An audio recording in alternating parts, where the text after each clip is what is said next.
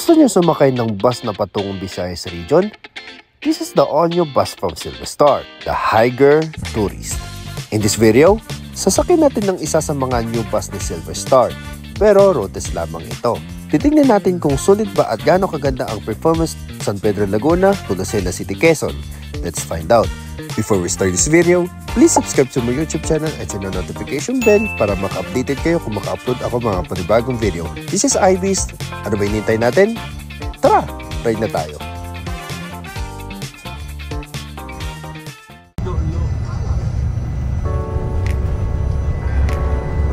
Okay, time check. Nandito na 8:30. Nandito na tayo sa Pedro.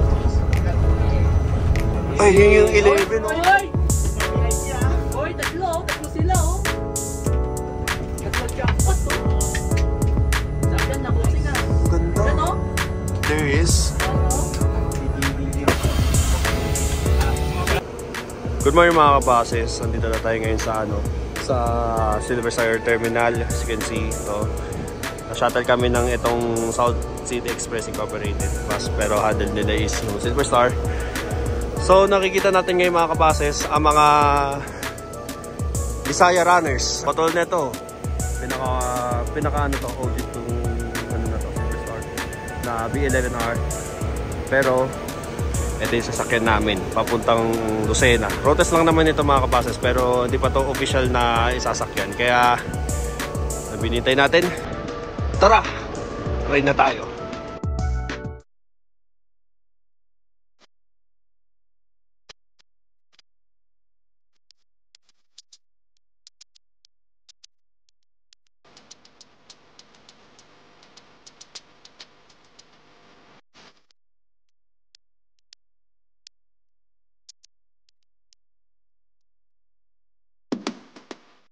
Mag-register kayo doon sa Sir Albert! Uy, si Kuya Greg. Greg, pakainin mo muna!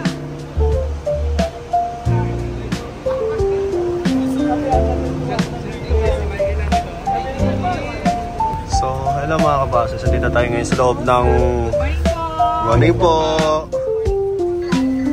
So, dito tayo ngayon sa loob ng new buses ni Silver Star na tourist. Kaya LQ6127 LA Tourist. So, same pa rin siya mga kabases na nakikita natin sa sa Elaville nung vlogger sa Facebook, pati TikTok, especially sa short sa YouTube. So, pero ang pinag-iba lang ay yung upuan. As you can see, malamig yung aircon. Amoy bago pa rin. Since hindi pa to pwede ibiyahe itong mga kabases dahil wala pa tong papeles. Kaya yun. Isaac. O yun. Depende yan. Pero yan. Yung shoutout kay Nick Bus TV. Kaya yun. Mainit. Tapos sa labas. Kaya dito na lang mag-stay. Kaya yan.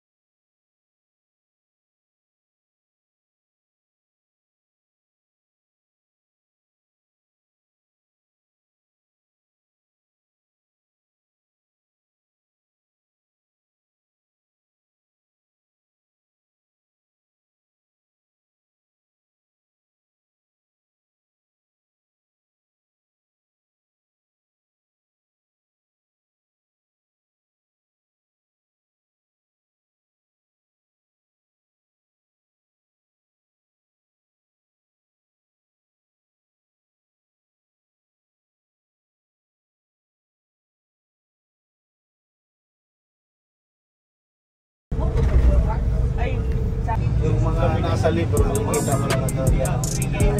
Gaya ng mga mayon, sa mga libo bridge, makikita mo sa Bulusan, Mount Bulusan.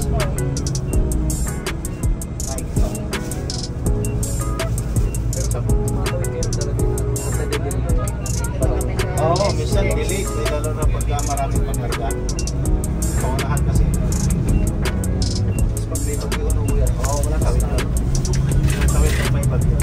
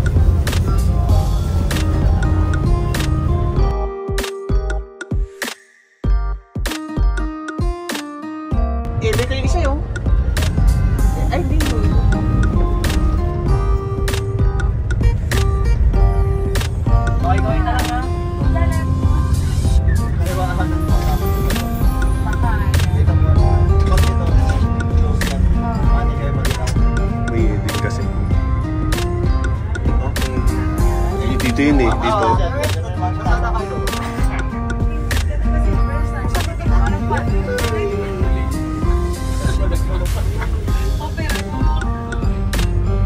Ayun no?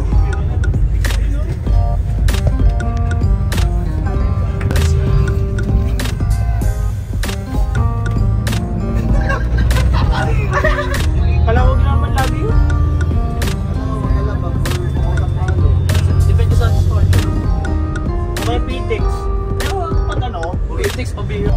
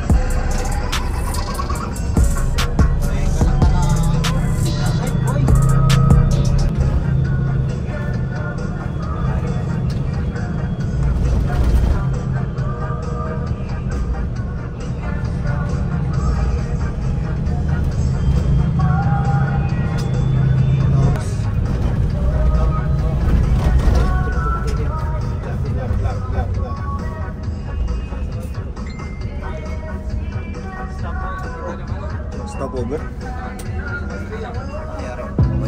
Uy, may video. May powder oh.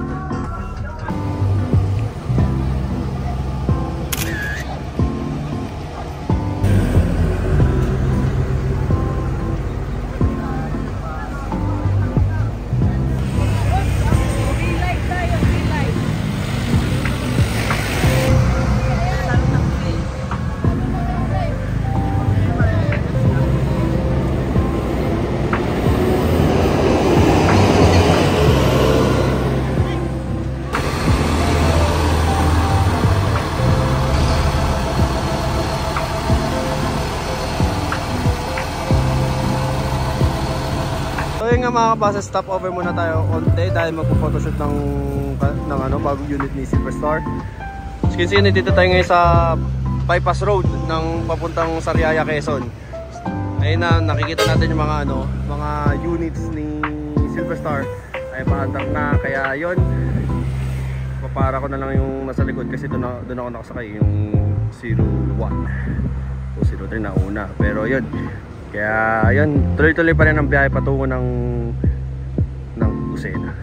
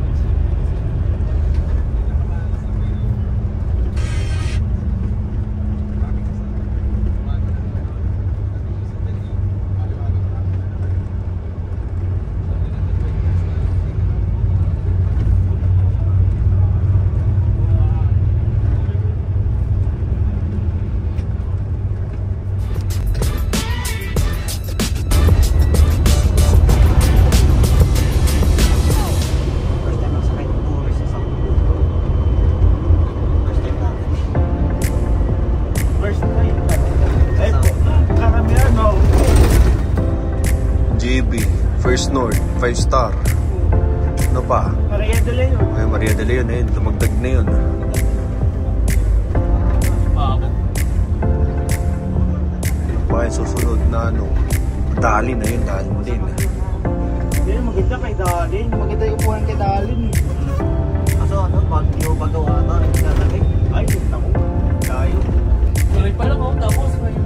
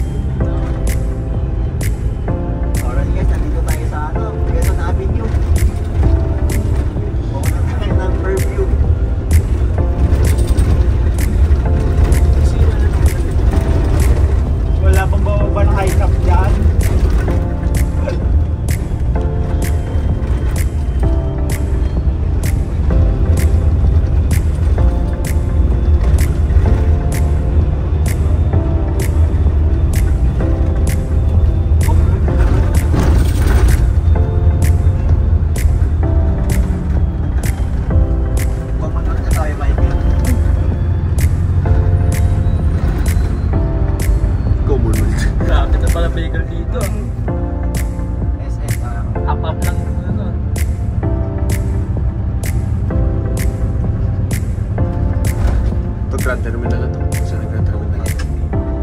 Saan? Grand Terminal. Ito, paano na? May C9. Ang cute to.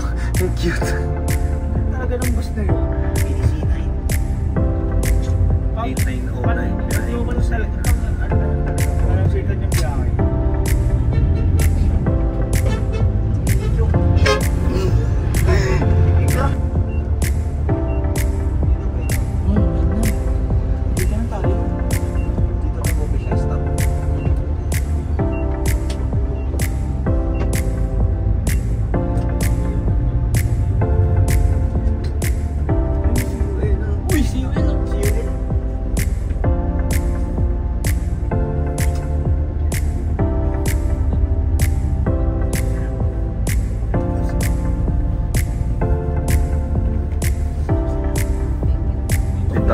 Dados.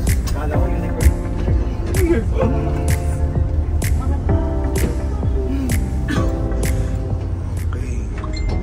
Okay. Smiley face ng Leyte. Ay, di na po yung Brian. Brian pa rin yan. Ito ko ba? Yes sir, we're here. Ay, ano experience.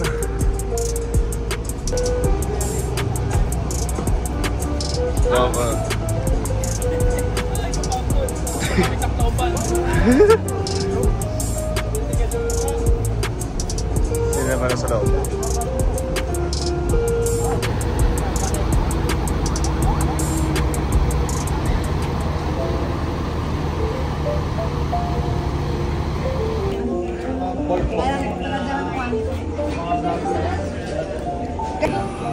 Oh, tatanong ko si Sir Marvin kung nakasama ako. Marligo.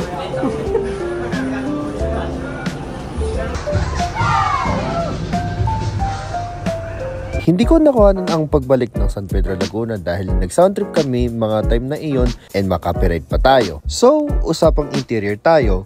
Simple lang naman, interior, goods na rin pero yung seats, similar same siya ng Higer U-Tour. Plus, may USB charging port para sa mga pasahero na malulobat tuwing nasa biyahe. So based on my experience, this is my first time ever ma-ride ang Higer Tourist.